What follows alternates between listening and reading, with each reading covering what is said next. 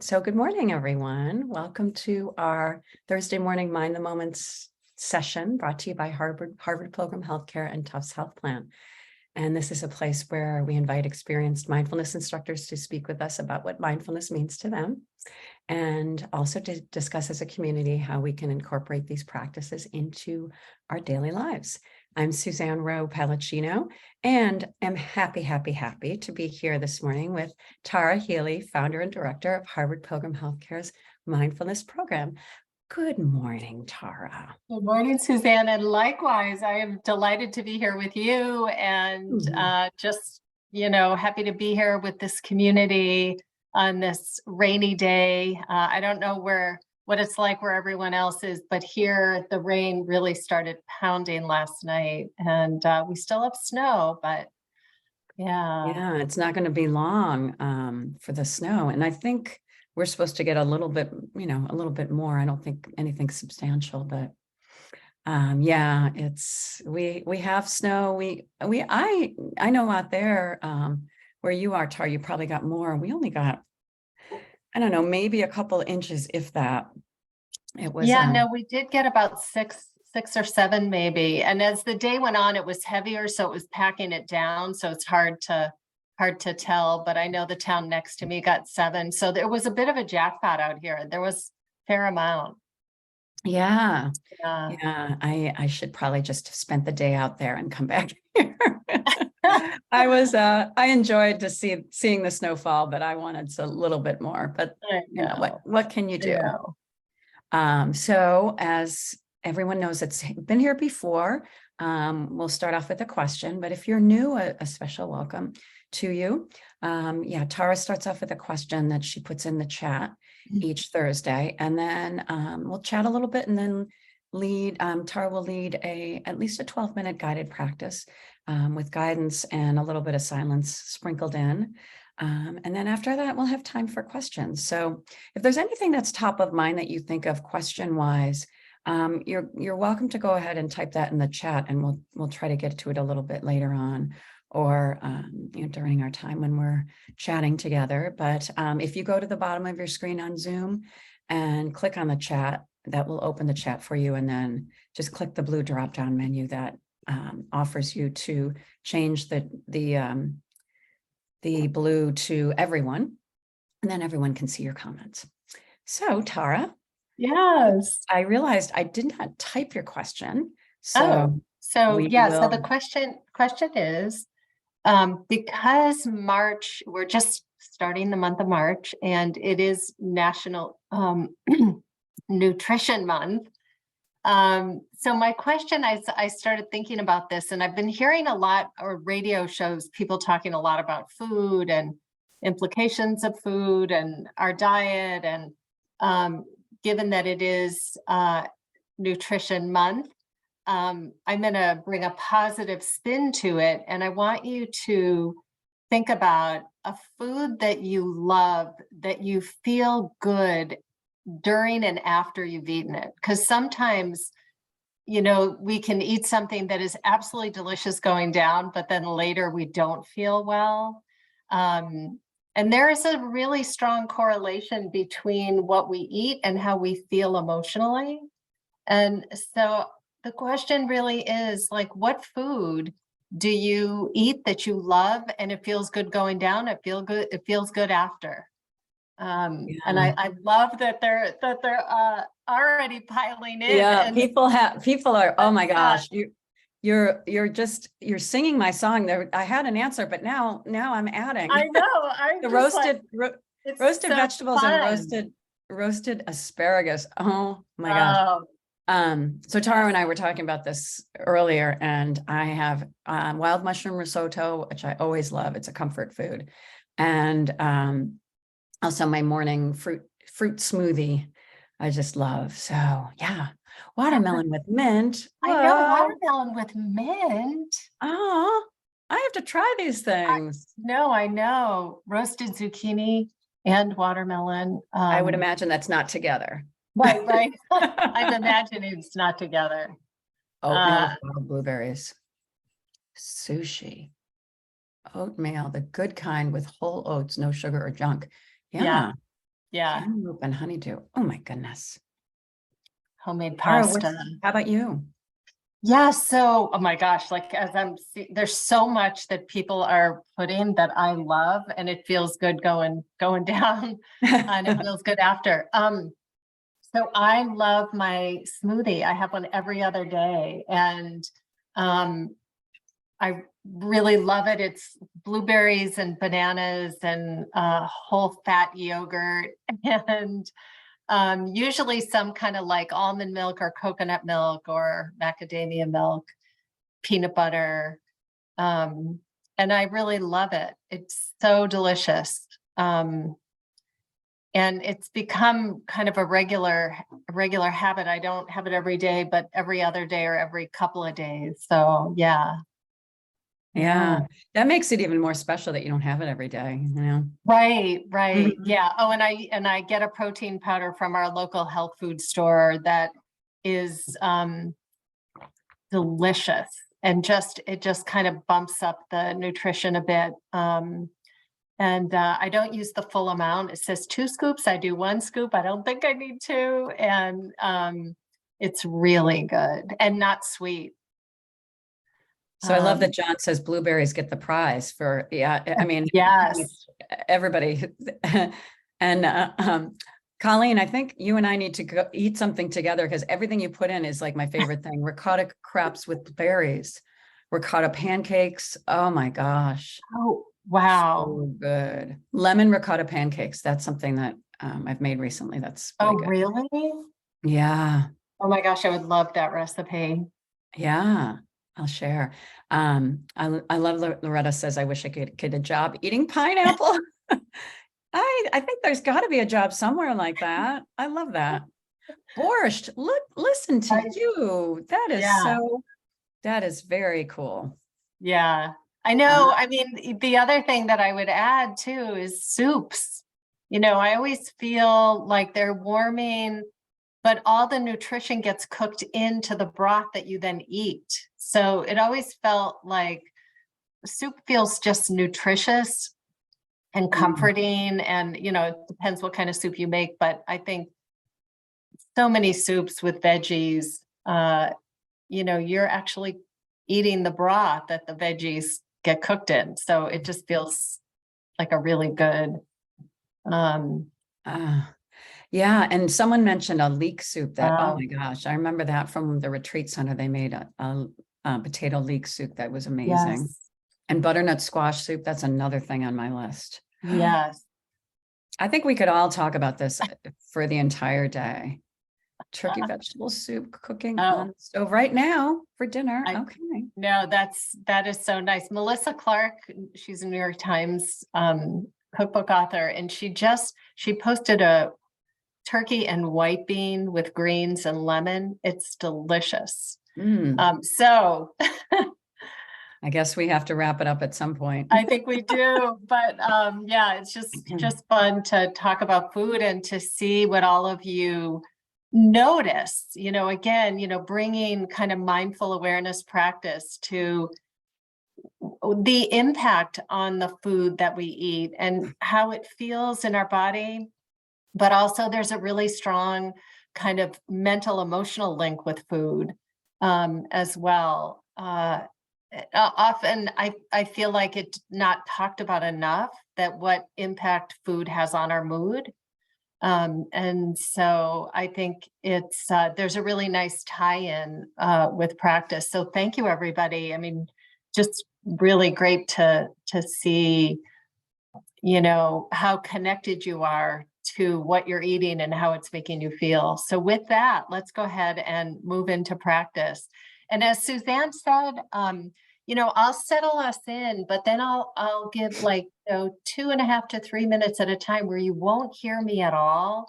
And what you want to do is be bringing your attention back to your anchor. And an anchor is something that just helps stabilize the mind. So to really remember that we're not trying to stop thought, but in meditation, we are just deciding that when we see that a thought has slipped in, we're not going to continue to entertain it. We're not going to continue on the storyline. we're just going to escort the attention back to a stabilizing factor, such as breath sensation. So when you breathe in and breathe out, where in the body is that most noticeable for you? Could be anywhere. Could be nostrils, chest, abdomen, but it's the internal, really noticing the sensation of breath. But it's fine to use sound. So if breath is hard for you this morning, if there's a sound in your room or outside of the room, you can open up awareness and receive sound, and then you just return to sound. You could also take the palms of your hands and rest them on the top of your thighs, and that point of contact could be the sensation. Again, what it actually feels like would be your anchor. And just remember, it doesn't matter what you choose as an anchor. What matters is the quality of awareness you bring to it. So we're just stabilizing attention over and over again. The mind wanders, we notice, we come back. The mind wanders, we notice, we come back. You're all doing it exactly right. And one thing to add to that, Tara, I have a Mhm. friend who does a lot of visualization, and he visualizes a particular person on a mountain. It just happens to be what he visualizes when he feels like he needs to calm himself. Yeah. So that's something that also can be, it could be a spiritual being, it could be anything. So all these anchors can be unique to you for sure. So let's go ahead and settle into a posture that feels like it's going to serve you this morning. That could be sitting or standing. Lying down is an option, but if you're tired, I would say be careful of that one. And see if you can surrender your weight into the support of the surface while maintaining a spine that is straight but not stiff. And making any micro movements so that you're holding yourself upright with a posture that's engaged, yet relaxed to the degree that you can.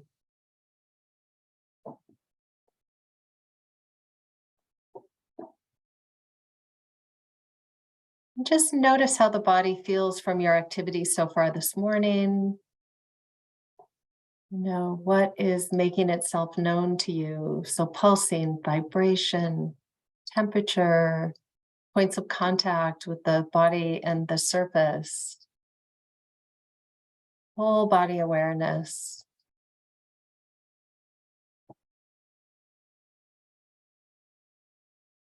And just receiving. So the attitude in the mind is one of receptivity, welcoming whatever is here, curiosity about what's happening in the body.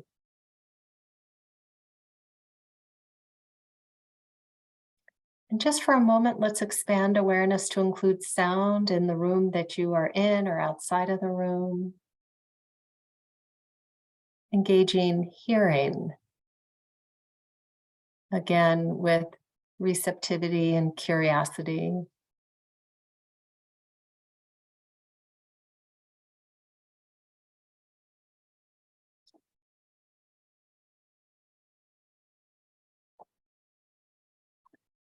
And allowing sound to remain as it will in the background, bringing the awareness back inward to the body. And beginning to notice the rhythm of your breath and where you feel the sensation of the inhalation and the exhalation most prominently. Is it the rise and fall of the kind of belly, abdomen, or chest, or nostrils, or something else? Could be just the movement of the body, feeling from the inside out, the inhalation and the exhalation. And alternatively, as I mentioned, you can use something else. So it could be palms of the hands resting on the thighs. So taking a moment to kind of see what anchor is going to work best for you today.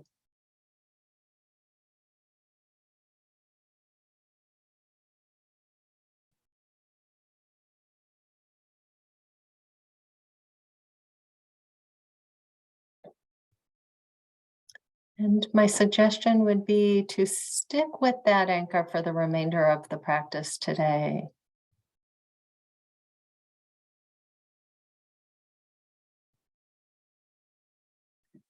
And as a reminder, each time the mind is pulled away by say, a cramp or an itch or a sound, always leave your anchor. Receive the experience of the itch or the cramp at the level of sensation. So receiving the sensation. If it's sound, leaving your anchor and receiving sound, tracking sound, staying with the sound. And as you're ready, simply returning back to your anchor.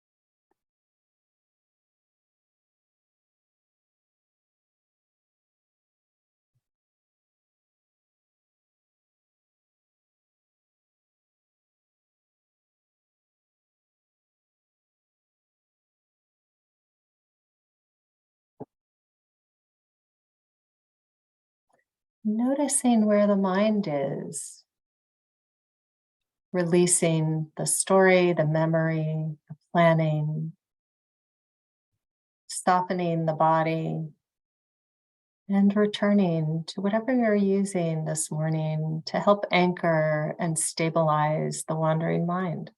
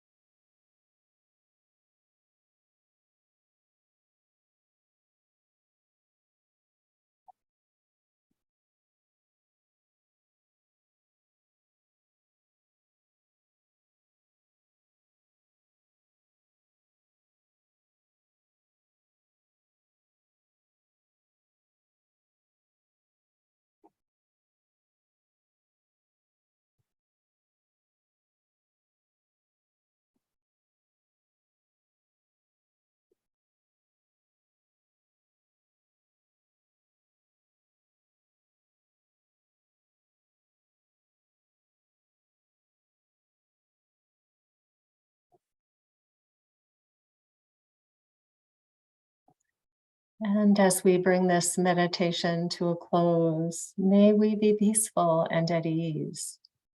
May our heart be soft and open. May we be safe and protected, and our bodies healthy and strong. And for all of those known and unknown to us, may they be peaceful and at ease. May their heart be soft and open. May they be safe and protected, and their bodies healthy and strong. And may the merit of our practice be for the benefit of all beings. And if your eyes were closed, you can go ahead and open the eyes and take a moment to just reorient to the space you're in. So usually I just look around a little bit, maybe do a little bit of a stretch. And so that was exactly 12 minutes. And I added longer periods of silence. So